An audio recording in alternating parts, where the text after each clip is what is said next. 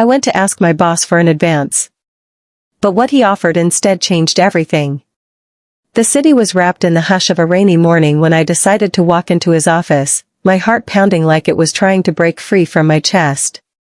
The elevator ride to the 12th floor felt endless. Every second echoed my doubts. What if he says no? What if I lose my job? My fingers were cold, even though the building's heater was humming softly. I paused outside the glass door that read Cole Enterprises, Executive Office. My reflection looked uncertain, a woman caught between pride and desperation. I was about to knock when I heard his voice. Come in. I pushed the door open. Mr. Cole looked up from his desk, pen paused midair. He was in his late 30s, composed and intimidatingly calm. The white shirt he wore had its sleeves rolled neatly to his elbows, and the late morning light caught the strands of his dark hair. Miss Evans, he said evenly. You're here early. I needed to speak to you, sir, I managed to say, my throat dry. He gestured for me to sit. Go ahead. I sat on the edge of the chair, clutching my folder.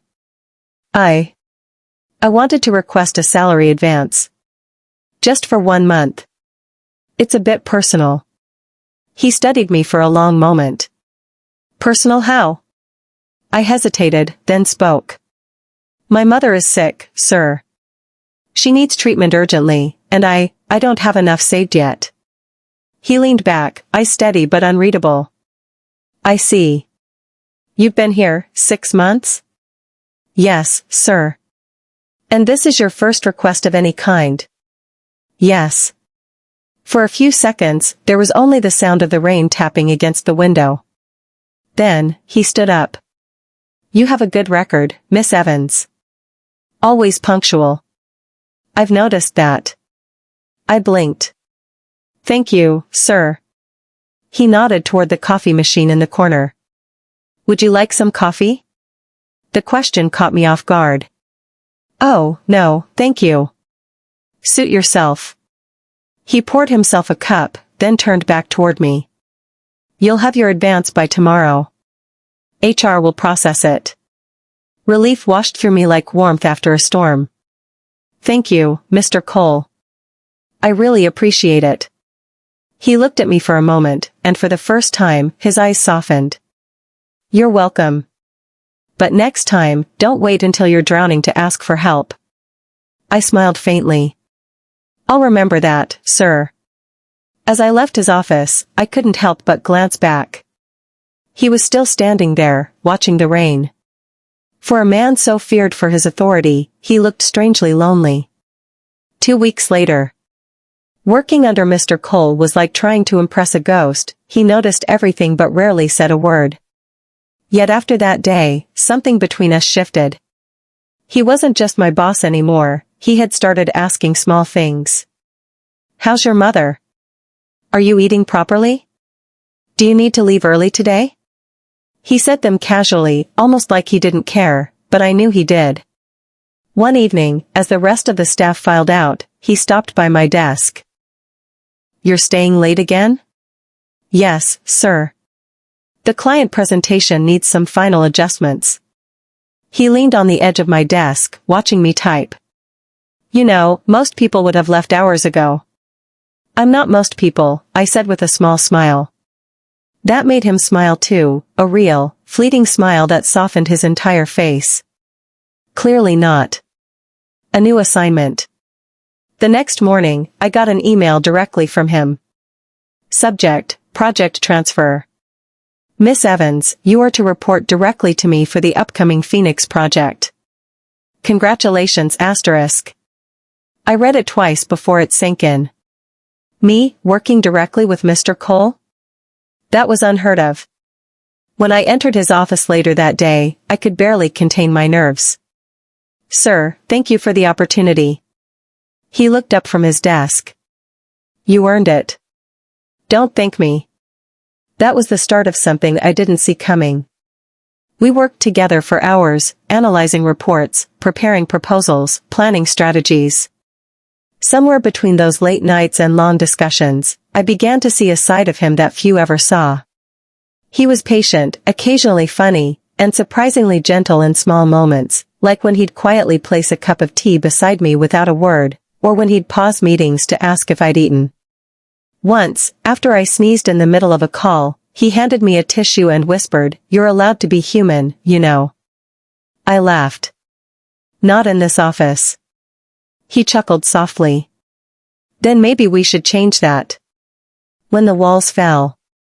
One night, as the rain poured outside and the city lights blurred through the windows, I realized how close we'd grown. We were sitting at the same table, paper scattered, his sleeves rolled up, and my laughter echoing softly. "Do you ever take a break, Mr. Cole?" I asked. He looked at me, amused. "From what?" "From being perfect." He tilted his head. "Perfect? That's a first. You run a company, manage hundreds of people, never lose your cool, sounds pretty perfect to me." He smiled faintly. "Maybe that's because you've never seen me outside this office." There was something in his tone, something unguarded. For a heartbeat, our eyes met and held. The air changed. But before either of us could speak, his phone rang. He looked away, answering it quickly, his voice back to that calm, distant tone.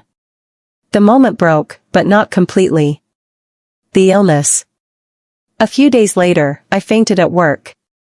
Overwork, stress, and skipped meals finally caught up. When I opened my eyes, I was lying on the couch in his office.